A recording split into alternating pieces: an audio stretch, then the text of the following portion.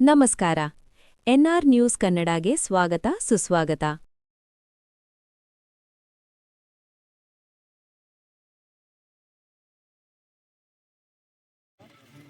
ಜಮಖಂಡಿಯ RTO office ಹಿಂದುಗಡೆ ಇರುವ ಹೊಸ ಬಡಾವಣೆ ನಿರ್ಮಾಣದ ಭೂಮಿ ಪೂಜೆ ಕಾರ್ಯಕ್ರಮವು ದಿನಾಂಕ 16/2/2026 ಬೆಳಿಗ್ಗೆ 9:30 ಗಂಟೆಗೆ ಭೂಮಿ ಪೂಜೆಯು ನಡೆಯಿತು. ಭೂಮಿ ಪೂಜೆಯನ್ನು ಶ್ರೀ ಮಾ ನಿ ಪ್ರ ಡಾಕ್ಟರ್ ನಿರುಪಾದೇಶ್ವರ ಮಹಾಸ್ವಾಮಿಗಳು, ಅಡವಿ ಸಿದ್ದೇಶ್ವರ ಮಠ ಮರೆಗುದ್ದಿ ಇವರ ಅಮೃತ ಹಸ್ತದಿಂದ ಪೂಜೆ ಕಾರ್ಯಕ್ರಮವೂ ನಡೆಯಿತು. ಪರಮಪೂಜ್ಯರಾದ ಶ್ರೀ ಹರ್ಷಾನಂದ ಮಹಾಸ್ವಾಮಿಗಳು, ಮಲ್ಲಿಕಾರ್ಜುನ ಆಶ್ರಮ ಹುಲ್ಯಾಳ ಇವರು ಕೂಡ ಪೂಜೆಯಲ್ಲಿ ಪಾಲ್ಗೊಂಡಿದ್ದರು. ಕಾರ್ಯಕ್ರಮದಲ್ಲಿ ಭಾಗವಹಿಸಿದ ಶ್ರೀ ಶ್ರೀ ಶಿವಲಿಂಗ ಪಂಡಿತಾರಾಧ್ಯಕ್ಷರ ಮಹಾಸ್ವಾಮಿಗಳು, ಮುತ್ತಿನಕಂತಿ ಮಠ ಜಮಖಂಡಿ ಕಾರ್ಯಕ್ರಮದಲ್ಲಿ ಭಾಗವಹಿಸಿ ಮಾತನಾಡಿದರು. ಶ್ರೀ ಮಾ ನಿ ಪ್ರ ಪ್ರಭು ತೋಂಟದಾಯ ಮಹಾಸ್ವಾಮಿಗಳು, ದಿಗಂಬರೇಶ್ವರ ಮಠ ಮರೆಗುದ್ದಿ, ಪರಮಪೂಜ್ಯರಾದ ಶ್ರೀ ಆನಂದದೇವರು ಓಲೆ ಮಠ ಜಮಖಂಡಿ ಇವರು ಕೂಡ ಕಾರ್ಯಕ್ರಮದಲ್ಲಿ ಭಾಗವಹಿಸಿದರು. ಪಾಲುಗಾರರಾದ ಶ್ರೀ ಸಂಜು ಬಿ ತೇಲಿ, ಶ್ರೀ ಮಲ್ಲಿಕಾರ್ಜುನ ಹಲಗಲಿ, ಶ್ರೀ ಸುರೇಶ್ ಭಾಟಿ, ಶ್ರೀ ಸಿದ್ದು ಸಂಜು ತೇಲಿ ಈ ಕಾರ್ಯಕ್ರಮದಲ್ಲಿ ಭಾಗವಹಿಸಿದರು. 10 ಎಕರೆ ಜಾಗದಲ್ಲಿ 158 ಫ್ಲಾಟ್ಗಳು ಇದ್ದು, ರಸ್ತೆಗಳು, ಉದ್ಯಾನವನ, ಹಿರಿಯ ನಾಗರಿಕರ ಉಪಯೋಗಕ್ಕಾಗಿ ದೇವಸ್ಥಾನ, ಬೇಕಾಗುವ ಜಾಗವನ್ನು ಈ ಜಾಗದಲ್ಲಿ ಮೀಸಲಾಗಿ ಇಡಲಾಗಿದ್ದು, ಈ ಜಾಗದಲ್ಲಿ 30/20 ಹೆಚ್ಚಿನ ಸಂಖ್ಯೆಯಲ್ಲಿವೆ. 30/40 ಫ್ಲಾಟುಗಳು ಇವೆ. ಒಳ್ಳೆಯ ವಾತಾವರಣವಿರುತ್ತದೆ. ಕಾರ್ಯಕ್ರಮದಲ್ಲಿ ಭಾಗವಹಿಸಿದ ಜಮಖಂಡಿಯ ಹಿರಿಯರು ಶ್ರೀಧರ್ ಕಾಖಂಡಕಿ, ರಾಜಶೇಖರ್ ಕೋವಳಿ, ಕಿರಣ್ ದೇಸಾಯಿ, ರಾಜಪ್ಪ ನವನಿ, ಜಮಖಂಡಿ ಹಾಗೂ ಮರೆಗುದ್ದಿ, ಹುಲ್ಯಾಳ, ಸಿದ್ದಾಪುರ, ಹುಣಿಸಿಕಟ್ಟಿ, ಹಂಚಿನಾಳ ಹಲವಾರು ಗ್ರಾಮಗಳಿಂದ ಹಿರಿಯರು ಈ ಭೂಮಿ ಪೂಜಾ ಕಾರ್ಯಕ್ರಮದಲ್ಲಿ ಭಾಗವಹಿಸಿದರು.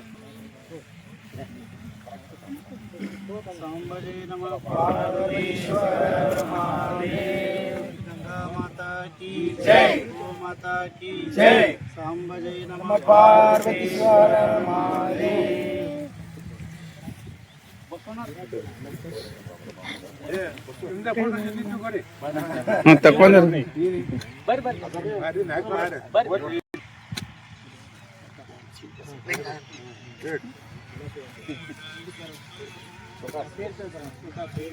ನೋಡ್ರಿ ಮ್ಯಾಗ ಬಿಡ್ರಿ ಹಡ್ಬೇಡ್ರಿ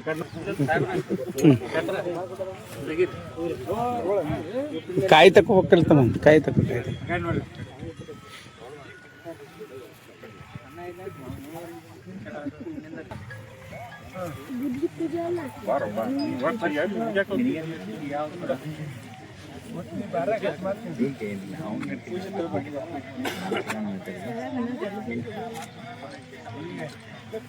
ಪ್ಲಾಟ್ ಪೂಜೆ ಬಂದಿದ್ದೀನಿ ಹಾಲು ಮತ್ತದ ಒಲಿ ಐತಿ.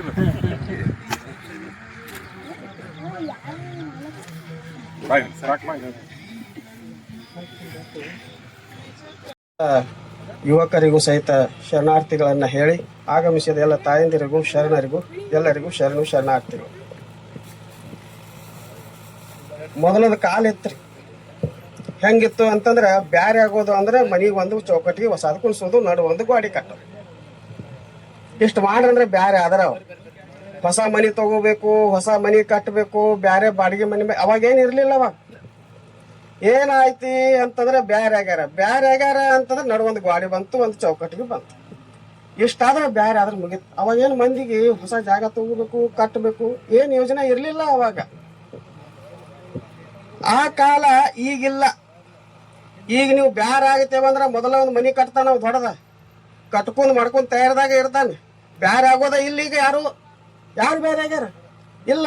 ನಾನು ಕೆಲಸದಾಗ ಅಲ್ಲಿ ಹೋಗಿನಿ, ನಮ್ಮ ತಮ್ಮನ ಕೆಲಸದಾಗ ಅಲ್ಲಿದಾನ, ನಮ್ಮ ಅಪ್ಪ ಅವನ ಜೊತೆ ಒಬ್ಬ ದೊಡ್ಡ ಅಣ್ಣದಾನ, ಅವೆಲ್ಲ ಮನಿ ಮಾಡ್ಕೋತಾನ, ಅವ ಬಲ್ಲಿ ಕೆಲಸ ಮಾಡ್ತಾನ, ಇಲ್ಲೊಬ್ಬ ನಾ ಕೆಲಸ ಮಾಡ್ತೀನಿ. ಬ್ಯಾರೆ ಇಲ್ರಿ ಯಾರು. ಊಟ ಎಲ್ಲ ಬೇರೆ ಬೇರೆ ಅದ ಎಲ್ಲ ಬೇರೆ ಬೇರೆ ಅದಾವ. ಅದು ಬ್ಯಾರೆ ಇಲ್ಲ, ಕೂಡೇ ಅದಾರ ಎಲ್ಲಾರು. ಹಬ್ಬ ಹುಣಿವು ಬಂದ್ರೆ ಎಲ್ಲಾರು ಮನಿಗೆ ಬರೋದದ, ಹಬ್ಬ ಎಲ್ಲ ಮಾಡೋದದ, ಮತ್ತ ತಮ್ಮ ಮನಿಗೆ ಹೋಗೋದ. ಆ ಮುದುಕಿಗೂ ಭಾಳ ಚಲೋ ಆಗ್ಯದ. ಒಂದೇ ಕಡೆ ಕುಂದ್ರೋದಿಲ್ಲ. ಇಲ್ಲಿ ಒಂದು 6 ತಿಂಗಳು, ಅಲ್ಲಿ ಒಂದು 6 ತಿಂಗಳು, ಆ ಕಡೆ ಒಂದು 6 ತಿಂಗಳು ಸುಮ್ ಮಜಾದಾಗ ಅವರು ಅದಾರ. ಮೊದಲಿನ ಮುದುಕರು ಒಟ್ಟ ಅಲ್ಲೇ ಕುಂದ್ರೋದು, ಎಲ್ಲಿ ಹೋಗೋದಿಲ್ಲ ಬಿಡೋದಿಲ್ಲ. ಎಲ್ಲ ಭಾಳ ಅನುಕೂಲ ಆಗ್ಯದ. ಅದಕ್ಕೆ ಹೆಂಗ ಜನಸಂಖ್ಯೆ ಹೆಚ್ಚಾಕೊಂತ ಹೋಗ್ತದನೋ ಮನೆಗಳು ಹೆಚ್ಚಾಕೊಂತಾನೆ ಹೋಗೋದು. ಯಾಕಂದ್ರೆ ಇರಾಕ ಎಲ್ಲರಿಗೆ ಮೊದಲಂಗ ಇರ್ಲಿಲ್ಲ. ಮೊದಲೊಂದು ಕೌದಿ ಹಾಸ್ತಿದ್ರು, ಮ್ಯಾಲೊಂದು ಕೌದಿ ಹೊಚ್ಚಿ ಬಿಟ್ರಂದ್ರೆ 10 ಮಂದಿ ಒಳಗ ಹುಡುಗರು ಗಡಪ್ಪ ಆಗಿಬಿಡ್ತದ ಕೌದಿ. ಈಗ ಇಲ್ರಿ ಕೌದಿ ಅಂದ್ರೆ ಚೆಲ್ಲ ಕಡೆ ಅಂತಾರ. ಈಗೇನಿಲ್ಲ, ಹುಡುಗನಿಗೆ ಒಂದು ಬೆಡ್ರೂಮ್ ಬೇರೆ, ಮಗಳಿಗೊಂದು ಬೆಡ್ರೂಮ್ ಬೇರೆ, ಹೆಂಡತಿಗೊಂದು ಬೆಡ್ರೂಮ್ ಬೇರೆ, ಗಂಡಗೊಂದು ಬೆಡ್ರೂಮ್ ಬೇರೆ. ಗಂಡ ಹೆಂಡತಿ ಕೂಡಿ ಬೆಡ್ರೂಮ್ ಇಲ್ಲಿ ಮಾಸ್ಟರ್ ಬೆಡ್ರೂಮ್ನಾಗ ಇರ್ತಾರ ಅವ್ರು 4 ಮಂದಿ. ಈಗ ಬೇರೆ ಬೇರೆ ಅಂದ್ರೆ 4 ರೂಮ್ ಬೇಕು. 4 ರೂಮ್ ಆದ ಬಳಕ ಒಂದು ಹಾಲ್ ಆದ ಬಳಕ ಒಂದು ಕಿಚನ್. ಅದು ಇತ್ತಿತ್ತಲ ಕಿಚನ್ ಲೆಸ್ ರೂಮ್ಗಳು ಬಂದಾವ. ಈಗ ಪುನಃ ಮುಂಬೈದಂತಾದಾಗ ಅಲ್ಲಿ ಕಿಚನ್ ಇಲ್ಲ, ಏನಿಲ್ಲ, ನುಸ್ತಾ ರೂಮ್ಗಳು ಎಲ್ಲ ಇರ್ತಾವ, ಕಿಚನ್ ಇರಂಗಿಲ್ಲ. ಯಾಕೆ ಬೇಕಾಗ್ಯದ ಅವ್ರಿಗೆ?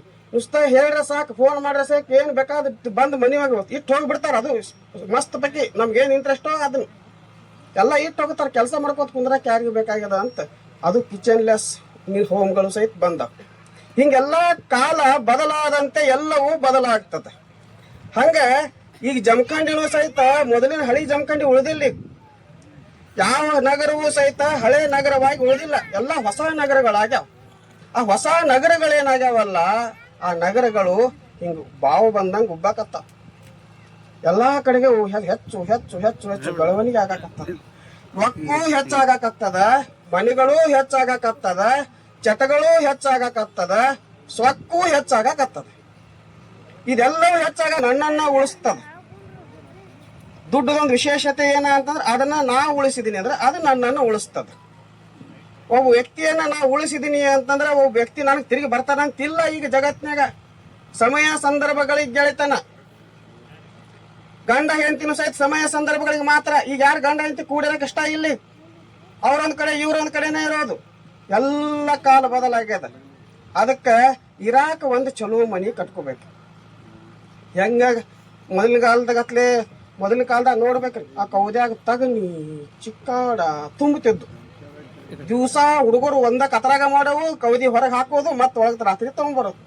ಮೊದಲೆಲ್ಲ ಭಾಳ ಇತ್ತು ಹಂಗ. ಈಗ ಎಲ್ರಿ ಯಾರ ಮನ್ಯಾಗ ತಗನಿರಿ, ಯಾರ ಮನ್ಯಾಗ ಚಿಕ್ಕಾಡ ಇಲ್ಲ. ಎಲ್ಲ ಹಂತ ಅಟ್ಟು ಚಲೋ ಮನೆಗಳು ಬಂದಾವ. ಏನ್ರಿ ಈಗ ಬೆಂಗಳೂರದಾಗ ಮನಿ ಭಾಳ ಚಲೋ ಅಂತ ಎಲ್ಲಾರು ಅಂತಿರ್ತಾರ.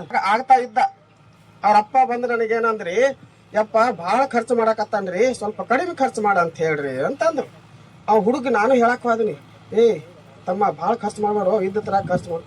ಅಪ್ಪಗಳ ಜೀವನದಾಗ 2 ಕೆಲಸ ರೀ, ಒಂದ್ ಚಲೋ ಮನಿ ಕಟ್ಕೊಳ್ಳೋದ್ರಿ, ಒಂದ್ ಚಲೋ ಲಗ್ನ ಆಗೋದ್ರಿ. 2 ನಮಗ್ ಕೆಲಸ ರೀ ಅಂತವ. ಅಟ್ ಮಾಡ್ರೆ ಮುಗಿದೈತಿ. ಮತ್ ಮುಂದ್ ಸಾಲ ಆಗದಲ್ಲ, ಜೀವನ ತುಂಬ ಏನ್ ಮಾಡತೈತಿ? ಸಾಲ ಕಳ್ಕೋತ ಕುಂದ್ರೋದ್ರಿ. ಜೀವನ ಇಷ್ಟಿಗೆ ಬಂದು ನಿಂತದ ನಮ್ಮದ. ಅದಕ್ಕೆ ಇರಾಕ ಒಂದು ಸುವ್ಯವಸ್ಥಿತವಾದ ಮನೆ. ಮೊದಲಿನ ಕಾಲದಾಗ ಸಾರಿಸ್ತಿದ್ರು, ಗಾಳಿ ಬಿಡ್ತಂದ್ರೆ ಅದು ಸಾರಿಸಿದ್ದೆಲ್ಲ ಶಗನೆಲ್ಲ ತಾಟ್ನ್ಯಾಗನೆ. ಈಗೆಲ್ಲ ಎಷ್ಟು ಸ್ವಚ್ಛ ಅದ, ಈಗೆಲ್ಲ ಎಷ್ಟು ನೋಡ್ರಿ. ಈಗ ಸ್ಟೈಲ್ಸು ಎಂತ ಫರ್ಚಿಗಡ್ದು, ಈಗ ಮಾರ್ಬಲ್ಲು, ಗ್ರಾನೈಟು. ಹಳ್ಳಿಯಾಗೆಲ್ಲ ಏನು ಮೊದಲಿನ ಕಾಲದಾಗ ಸಾರಿಸೋ ಮನೆಗಳು ಯಾವ ಇಲ್ಲಿ ಎಲ್ಲ ಹೋಗ್ಯಾವ. ಮೊದಲು ನೋಡ್ಬೇಕ್ರಿ, ನವರಾತ್ರಿ ಬಂತು ಅಂತಂದ್ರೆ ಮನಿ ಸಾರ್ಸಕತ್ತ 4 ದಿವಸ ಒಟ್ಟು ಮನಿ ಹೆಣ್ಮಕ್ಳು ಸಾರ್ಸೋದು. ಈಗೇನಿಲ್ರಿ, ಬುರ್ರ ಅಂತ ಜಾಸ್ತಿ ಬಿಟ್ರೆ ಮುಗಿದೈತೆ, ಹೊಸ ಮನಿನ ಆಯ್ತು. ಈಗೇನಿಲ್ಲ, ಕಷ್ಟ ಇಲ್ಲ, ಭಾಳ ಆರಾಮ ಅದ. ಮತ್ತೆ ಮನಿ ಒರ್ಸೋದು ಈಗೇನು ಅವಶ್ಯಕತೆ ಇಲ್ರಿ. ಗುಂಡ್ಗೊಂದು ಮಷೀನ್ ಬಂದದ, ಬಟನ್ ಒತ್ತಿ ಅದಕ್ಕೆ ಹೇಳಿಬಿಟ್ರೆ ಸಾಕದ, ಸ್ವಚ್ಛ ಮಾಡ್ಕೊತದ. ಎಲ್ಲ ಸುಲಭ ಬಂದಾವ್ರಿ. ಅದಕ್ಕೆ ಚಲೋ ಒಂದು ಮನಿ. ಚಿದಾನಂದ ರೂಪಾಯ ಶಿವಾಯ ಬ್ರಹ್ಮಣೇ ನಮಃ. ಪ್ರಾತಸ್ಮರಣೀಯ ಜಗದಾದಿ ಜಗದ್ಗುರು ರೇಣುಕಾದಿ ಪಂಚಾಚಾರ್ಯರನ್ನ, ಬಸವಾದಿ ಶಿವಶರಣರನ್ನ ಸ್ಮರಣೆ ಮಾಡಿಕೊಂಡು ಇವತ್ತು ನಮ್ಮ ಹಲಗಲಿ ಬಂಧುಗಳ ಒಂದು ಹೊಸ ಬಡಾವಣೆ ನಿರ್ಮಾಣದ ಭೂಮಿ ಪೂಜೆ ಸಮಾರಂಭ. ಈ ಸಮಾರಂಭದ ವೇದಿಕೆ ಮೇಲೆ ಸಾನ್ನಿಧ್ಯವನ್ನು ಅಲಂಕರಿಸಿರುವ ಹಿರಿಯರು, ಅನುಭಾವಿಗಳು, ಮಾರ್ಗದರ್ಶಕರಾಗಿರುವ ಮರೆಗುದ್ದಿಯ ದಿಗಂಬರ ಈಶ್ವರ ಮಠದ ಪರಮ ಪೂಜ್ಯರ ಪಾದಗಳಿಗೆ ನಮಸ್ಕರಿಸಿ, ಸಮಯದ ಅಭಾವ ಇರುವುದರಿಂದ ವೇದಿಕೆ ಮೇಲೆ ಉಪಸ್ಥಿತರಿರುವಂತಹ ಎಲ್ಲ ಗಣ್ಯಮಾನ್ಯರಲ್ಲಿ ಕೂಡ ಶರಣಾರ್ಥಿಗಳು ಹೇಳಿ, ಈ ಸಮಾರಂಭದಲ್ಲಿ ಬಂದು ಪಾಲ್ಗೊಂಡಿರ್ತಕ್ಕಂಥ ಎಲ್ಲ ಗುರು ಹಿರಿಯರೇ, ಮಾತೆಯರೇ, ಮುದ್ದು ಮಕ್ಕಳೇ, ಪತ್ರಿಕಾ ಮಾಧ್ಯಮದ ಎಲ್ಲ ಪ್ರತಿನಿಧಿಗಳೇ, ತಮ್ಮ ಅಂತರಾತ್ಮದಲ್ಲಿ ಬೆಳಗುವಂತ ಪರಮ ಜೊತೆಗೆ ಶರಣಾರ್ಥಿಗಳು. ಈಗಾಗಲೇ ಪ್ರಾಸ್ತಾವಿಕ ನುಡಿಗಳಲ್ಲಿ ನಮ್ಮ ಹರ್ಷಾನಂದ ಪೂಜ್ಯರು ಬಹಳಷ್ಟು ಒಳ್ಳೆಯ ಮಾರ್ಮಿಕ ವಿಚಾರಗಳನ್ನು ತಮಗೆಲ್ಲ ತಿಳಿಸಿದ್ದಾರೆ. ಹೋದ ಕಾಲ ಹೆಂಗಿತ್ತು, ಈಗಿನ ಕಾಲ ಹೇಗಿದೆ ಅಂತಕ್ಕಂಥ ವಿಚಾರ. ಅವಾಗೆಲ್ಲ ಮನೆಯೊಳಗ ಹಿರಿಯರ ಮಾತುಗಳನ್ನ ಕೇಳ್ತಾ ಇದ್ರು. ಈಗಿನ ಹೊಸ ಜನರೇಷನ್ ಹಿರಿಯರ ಮಾತುಗಳನ್ನ ಅಲ್ಲಲ್ಲಿ ಸ್ವಲ್ಪ ಜನ ಅಷ್ಟೇ ಕೇಳ್ತಾ ಇದ್ದಾರೆ. ಸಾಕಷ್ಟು ನಾವು ಕಡೆ ನೋಡ್ತಾ ಇರ್ತೀವಿ. ಯಾಕೆ ಮಾತನ್ನ ಹೇಳ್ತಾ ಇದ್ದೀನಿ ಅಂತಂದ್ರೆ, ಇವತ್ತೆಲ್ಲ ಅವಿಭಕ್ತ ಕುಟುಂಬ ಹೋಗಿದೆ, ವಿಭಕ್ತ ಕುಟುಂಬ ಬಂದಿದೆ. ಹಾಗಾಗಿ ಇವತ್ತು ಹಿರಿಯರಿಗೆ ಗೌರವ ಕೊಡೋದು ಅಲ್ಲಿ ಸ್ವಲ್ಪ ಕಡಿಮೆ ಆಗಿದೆ. ಆದರೂ ಕೂಡ ನಮ್ಮ ಭಾರತೀಯ ಸಂಸ್ಕೃತಿ ಅಂತಂದ್ರೆ ಬಹಳ ಶ್ರೇಷ್ಠವಾದ ಪವಿತ್ರವಾಗಿರ್ತಕ್ಕಂಥ ಸಂಸ್ಕೃತಿ. ಹಾಗಾಗಿ ನಾವೆಲ್ಲ ಇವತ್ತಿನವರೆಗೂ ಕೂಡ ತಂದೆ ತಾಯಿಯನ್ನ ಬಹಳಷ್ಟು ಗೌರವದಿಂದ ಕಾಣ್ತಾ ಬಂದಿದ್ದೇವೆ. ಹಾಗಾಗಿ ಇಲ್ಲಿ ನಾವು ಅವಿಭಕ್ತ ಕುಟುಂಬಗಳಾಗಿ ಇನ್ನೂ ಕೂಡ ಕೆಲವೊಂದಿಷ್ಟು ಕುಟುಂಬಗಳನ್ನ ನಾವು ನೋಡ್ತಾ ಬಂದಿದ್ದೇವೆ. ಯಾಕೆ ಈ ಮಾತನ್ನು ಹೇಳ್ತಾ ಇದ್ದೀನಿ ಅಂತಂದ್ರೆ, ಹಿರಿಯರ ಮಾತು ಯಾಕೆ ಕೇಳಬೇಕು ಅಂತಂದ್ರೆ, ಒಂದು ಊರಲ್ಲಿ ಏನಾಯ್ತು ಅಂತಂದ್ರೆ, 140 ಜನ ಇರ್ತಕ್ಕಂಥ ಒಂದು ಕುಟುಂಬ. ಆ ಕುಟುಂಬಕ್ಕೆ ಒಬ್ಬ ವ್ಯಕ್ತಿ ಆ ಕುಟುಂಬದ ಬಗ್ಗೆ ತಿಳ್ಕೊಬೇಕಂತ ಹೋದಂತ ಸಂದರ್ಭದಲ್ಲಿ ಏನಾಯ್ತು ಅಂದ್ರೆ, ಅಂಗಳದಲ್ಲಿ ಮರಿಮೊಮ್ಮಕ್ಕಳು ಆಟ ಆಡಕತ್ತಿದ್ರಂತ. ಆ ಮೊಮ್ಮಕ್ಕಳಿಗೆ ಹೋಗಿ ಕೇಳಿದಂತ, ಈ ಒಂದು ಕುಟುಂಬದ ಬಗ್ಗೆ ನಾನು ತಿಳ್ಕೊಬೇಕಾಗೈತಿ, ನೀ ಏನಾದ್ರು ಹೇಳ್ತೇನೆ ಅಂತ ಅಂದಾಗ ಆ ಮೊಮ್ಮಗ ಹೇಳಿದಂತ, ನನ್ನ ಕೇಳಕ್ ಹೋಗ್ಬೇಡ್ರಿ, ನಮ್ಮ ಅಪ್ಪನ ಕೇಳ್ರಿ ಅಂದತ್ತ. ಅಪ್ಪನ ಕೇಳ್ರಿ ಅಂದತ್ತ. ಆಮೇಲೆ ಅವ ವ್ಯಕ್ತಿ ಏನ್ ಮಾಡಿದ, ಮತ್ತ ಅಪ್ಪನ ಕಡೆ ಹೋದಂತ. ಅವ್ರ ಅಪ್ಪನ ಕಡೆ ಹೋಗಿ ಕೇಳಿದಾಗ, ಈ ಕುಟುಂಬದ ಬಗ್ಗೆ ಒಂದು ಏನಾದ್ರು ಸ್ವಲ್ಪ ಹೇಳ್ಬೇಕು ಅಂತಂದಾಗ ಆತ ಹೇಳಿದಂತ, ನನ್ ಕೇಳಕ್ ಹೋಗ್ಬೇಡ್ರಿ, ನಮ್ಮ ಅಪ್ಪನ ಕೇಳ್ರಿ ಅಂದತ್ತ. ನಮ್ಮ ಅಪ್ಪನ ಕೇಳ್ರಿ ಅಂತಂದಾಗ ಮತ್ತ ಅವನ ಹತ್ರ ಹೋದಂತ. ಅವನ ಹತ್ರ ಹೋಗಿ ಅವನಿಗೆ ಕೇಳಿದಂತ. ಅವ್ನು ಹೇಳಿದಂತ, ನಮ್ಮ ದೊಡ್ಡಪ್ಪದನ ಅವನ ಹತ್ರ ಹೋಗಿ ಕೇಳ್ರಿ ಅಂತ. ಅಂದ್ರೆ ಮುತ್ತಜ್ಜನ ಹೋಗಿ ಕೇಳ್ರಿ ಅಂದತ್ತ. ಮುತ್ತಜ್ಜ ಹೆಚ್ಚು ಕಡಿಮೆ ಒಂದು 110 ವರ್ಷ ಸಿಗಿದ್ದ ಅವನಿಗೆ. ಅವನು ಹೋಗಿ ಈತ ಹೋಗಿ ಕೇಳಿದಂತ. ಯಾಕ ಈ ಮಾತನ್ನ ಹೇಳಾಕತ್ತೀನಿ ಅಂತಂದ್ರ, ಹಿರಿಯರ ಮಾತು ನೋಡ್ರಿ, ಮೊಮ್ಮಗ ಹೇಳ್ಬಿಡ್ಬೋದಾಗಿತ್ತು ತಮ್ಮ ಮನೆತನದ ಬಗ್ಗೆ. ಅವ್ನು ಹೇಳಿಲ್ಲ. ಅವನು ನನ್ನ ಮನೆತನದ ಬಗ್ಗೆ ನಾ ಹೇಳಂಗಿಲ್ಲ, ನಮ್ಮ ತಂದೆನ ಕೇಳು ಅಂತಂದವ.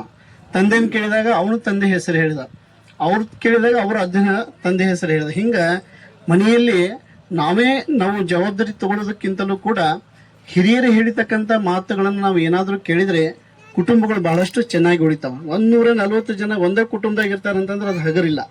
ಹಂಗ ಬಹುಶಃ ನಮ್ಮ ಹಲಗಲಿ ಮಂತಂದ ಎಲ್ಲ ಅಂತಂಬ್ರು ಹೆಂಗದಾರಂತ ಅವ್ರು ಎಲ್ಲ ಕೂಡಿ ಅದಾರ ಅಂತ ಅನ್ಸುತ್ತೆ ನನಗೆ. ಯಾಕಂದ್ರೆ ಒಂದು ಏನಾದ್ರೂ ಜೀವನದಲ್ಲಿ ಸಾಧನೆ ಮಾಡ್ಬೇಕಾದ್ರೆ ಹಿಂದೆ ಸಪೋರ್ಟ್ ಬಾಳ್ಬೇಕಾಗತ್ತೆ. ನೋಡಿ, ಒಬ್ಬನೇ ಒಬ್ಬ ಮಗ ಮನೆಯಲ್ಲಿ 4 ಜನ ಇದ್ರು ಅಂತಂದ್ರೆ, 4 ಜನ ಬೇರೆ ಆಗಿದ್ರು ಅಂತಂದ್ರೆ ಅವ್ರು ಏನನ್ನೂ ಮಾಡಕ್ ಆಗಂಗಿಲ್ಲ. ಅದೇ 4 ಜನ ಒಕ್ಕಟ್ಟಾಗಿದ್ರು ಅಂತಂದ್ರೆ ಒಂದೇನಾದ್ರೂ ಜೀವನದಲ್ಲಿ ಸಾಧನೆಯನ್ನ ಮಾಡ್ಬೋದು. ಯಾಕಂದ್ರೆ ಒಕ್ಕಟ್ಟಿನಲ್ಲಿ ಬಲವಿದೆ ಅನ್ನೋದನ್ನ ನಾವೆಲ್ಲ ನೋಡ್ತೀವಿ. ಇವತ್ತು ಜೀವನದಲ್ಲಿ ಮನೆಯಲ್ಲಿ ಕುಟುಂಬ ಚೆನ್ನಾಗಿರ್ಬೇಕು ಅಂತಂದ್ರೆ ಕುಟುಂಬದಲ್ಲಿ ಎಲ್ಲರೂ ಕೂಡ ಒಕ್ಕಟ್ಟಾಗಿರ್ಬೇಕು. ಅವರಿಂದ ಏನಾದ್ರೂ ಕೆಲಸ ಮಾಡ್ಲಿಕ್ಕೆ ಸಾಧ್ಯ ಇದೆ. ಹೀಗಾಗಿ ಇವತ್ತು ಹಲಗಲಿ ಮಂತಂದ ಎಲ್ಲ ಬಂಧುಗಳು ಕೂಡ ಬಹಳಷ್ಟು ಆಧ್ಯಾತ್ಮಿಕ ಜೀವಿಗಳು. ನೋಡಿ, ಒಂದು ಭೂಮಿ ಪೂಜೆಯನ್ನ ಎಷ್ಟು ಸುಂದರವಾಗಿ ಕಾರ್ಯಕ್ರಮ ಮಾಡಿದ್ದಾರೆ. ನಾವು ಹೆಚ್ಚು ಕಡಿಮೆ ಸಾಕಷ್ಟು ಭೂಮಿ ಪೂಜೆಗಳನ್ನು ಮಾಡಿದೀವಿ. ಆದ್ರೆ ವಿಶೇಷವಾದಂತ ಭೂಮಿ ಪೂಜೆ ಅಂತಂದ್ರೆ ಇದ ಅನ್ಸುತ್ತೆ ನಮಗೆ. ಯಾಕಂದ್ರೆ ಎಲ್ಲಾ ಗುರುಗಳನ್ನು ಕರೆದು, ಎಲ್ಲ ಬಂಧು ಬಳಗ ಕರ್ಕೊಂಡು, ತಮ್ಮೆಲ್ಲ ಸ್ನೇಹಿತರು ಕರ್ಕೊಂಡು ಇಷ್ಟು ವೈಭವದಿಂದ ವಿಶೇಷವಾದಂತ ಭೂಮಿ ಪೂಜೆಯನ್ನ ಇವತ್ತು ಅವ್ರು ಮಾಡ್ತಾ ಇದ್ದಾರೆ. ಈಗಾಗಲೇ 10 ಎಕರೆ ಜಮೀನು ತಗೊಂಡು ಇಲ್ಲೆಲ್ಲ ಪ್ಲಾಟ್ ಹಾಕ್ಲಿಕ್ಕೆ ಅವರು ತಯಾರಿ ಮಾಡ್ತಾ ಇದ್ದಾರೆ. ತಾವು ಹೆಚ್ಚಿನ ಸಂಖ್ಯೆ ಒಳಗೆ ಬಂದಿದ್ದೀರಿ. ಬಹಳ ವಿಶೇಷವಾಗಿ ಯಾವುದೇ ಒಂದು ಜಾಗಗಳನ್ನು ನಿರ್ಮಾಣ ಮಾಡಿದ್ರೆ ಅದು ಶಾಶ್ವತವಾಗಿ ಉಳಿಬೇಕು, ಚೆನ್ನಾಗಿ ಉಳಿಬೇಕು. ಮತ್ತು ಇನ್ನೊಂದು ನಿಮಗೆ ಹೇಳೋದು ಅಂತಂದ್ರೆ, ಒಳ್ಳೆಯವರಿಗೆ ಜಾಗಗಳು ಕೊಟ್ಟರೆ ಚಲೋನೆ. ಯಾಕಂದ್ರೆ ಒಂದು ಬಡಾವಣೆ ಚೆನ್ನಾಗಿ ಇರಬೇಕು ಅಂತಂದ್ರೆ ಅಲ್ಲಿರ್ತಕ್ಕಂತಹ ಜನಗಳು, ಯಾಕಂದ್ರೆ ಭೂಮಿ ಮೇಲೆ ದಿನ ಚಲೋ ಜನ ಅಂತ ಹುಟ್ಟಂಗಿಲ್ಲ, ಅದ್ರ ಜೊತೆ ಹುಳಗಳು ಹುಟ್ಟಿರ್ತಾವ. ಹಾಗಾಗಿ ಒಳ್ಳೆಯ ಜನಕ್ಕೆ ನೀವು ಆ ಜಾಗಗಳನ್ನ ಕೊಟ್ಟದ್ದೇ ಆದ್ರೆ ಅವರಿಗೆ ಹೇಳುದು ಇಲ್ಲಿ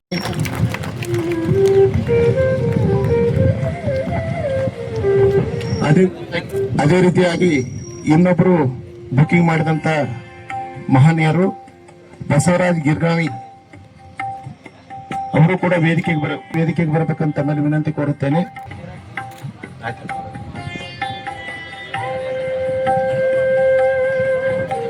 ಬಸವರಾಜ್ ಗಿರ್ಗಾವಿ ಅವರು ತಮ್ಮ ಸಾಹಿತ್ಯದ ಮೂಲಕ ಕೃಷಿ ಕ್ರಾಂತಿಯನ್ನ ಮತ್ತು ಸಲಹೆ ಸೂಚನೆಗಳನ್ನ ತಮ್ಮ ಬರವಣಿಗೆಯ ಮೂಲಕ ನೀಡುವುದರೊಂದಿಗೆ ಕೃಷಿ ಕ್ರಾಂತಿಯನ್ನ ಮಾಡಿರ್ತಕ್ಕಂತಹ ಶ್ರೀಯುತ ಬಸವರಾಜ ಗಿರ್ಗಾವಿ ಅವರಿಗೆ ಪರಮ ಪೂಜ್ಯರಿಂದ ಗೌರವದ ಸತ್ಕಾರ ನೀಡಿ ಬರ್ತಾ ಇದೆ. ಅವರಿಗೆ ಜೋರಾದ ಚಪ್ಪಾಳೆಯನ್ನ ತಟ್ಟಿ ಅಭಿನಂದನೆಯನ್ನ ಸಲ್ಲಿಸಬೇಕು ಅಂತ ಹೇಳಿ ಕೇಳ್ಕೊಳ್ತಾ ಇದ್ದೆ.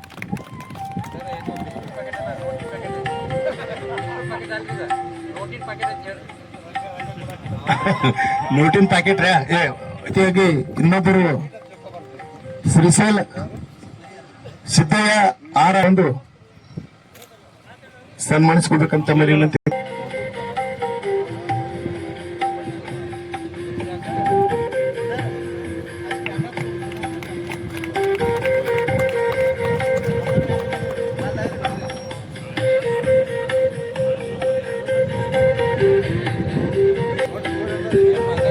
ಧನ್ಯವಾದಗಳು. ಅದೇ ರೀತಿಯಾಗಿ ಇನ್ನೊಬ್ಬರು ಮಲ್ಲು ಕೆಂಗಲ್ಗುತ್ತಿ ಲಿಂಗನೂರು ಇವರು ಕೂಡ ವೇದಿಕೆಗೆ ಬರ್ಬೇಕಂತ ತಮ್ಮಲ್ಲಿ ವಿನಂತಿ ಕೋರುತ್ತೇನೆ.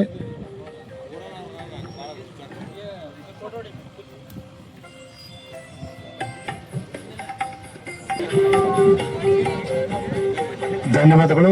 ಅದೇ ರೀತಿ ಕೊನೆಯದಾಗಿ ಪಂಡಿತ್ ಗಿರಿಮಲ್ಲಪ್ಪ ಕೋರಿ ಹುಲ್ಯಾಳ ಎಲ್ಲ ಮಹನೀಯರಿಗೆ ಅಲಗಲಿ ಬಂಧುಗಳ ಪರವಾಗಿ ತುಂಬ ಹೃದಯದ ಅಭಿನಂದನೆಗಳನ್ನ ಸಮರ್ಪಣೆ ಮಾಡ್ತಾ ಇದ್ದೇವೆ.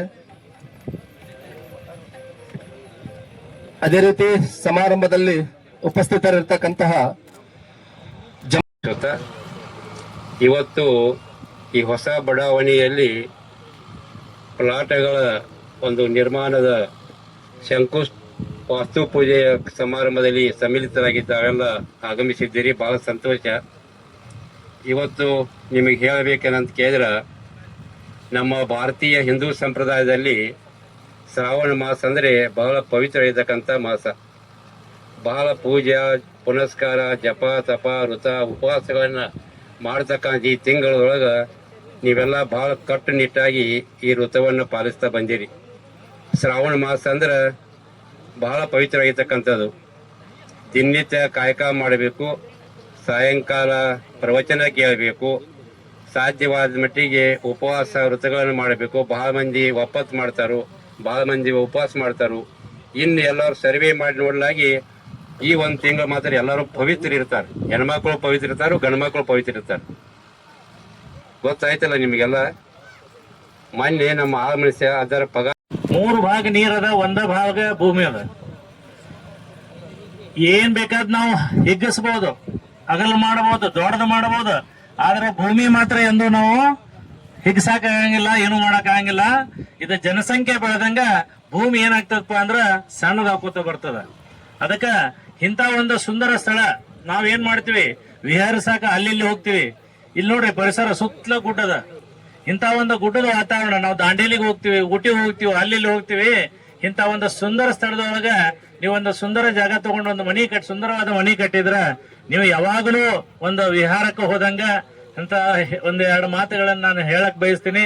ಅದಕ್ಕ ಎಲ್ಲರೂ ಇಲ್ಲಿ ಒಂದು ಒಳ್ಳೆಯ ವಾತಾವರಣ ಇರುವುದರಿಂದ ನೀವು ಸಹಿತ ಒಂದು ಬಡಾವಣೆಯನ್ನ ತಮ್ಮದಾಗಿಸಿಕೊಂಡು ಈ ಕಾರ್ಯಕ್ರಮಕ್ಕೆ ಮೆರುಗು ತರಬೇಕಂತ ಹೇಳಿ ನಾನು ವಿನಂತಿಸಿಕೊಳ್ತೀನಿ. ನನ್ನ 2 ಮಾತಾಡ್ಲಿಕ್ಕೆ ಅವಕಾಶ ಕೊಟ್ಟದಕ್ಕಾಗಿ ಅವರಿಗೂ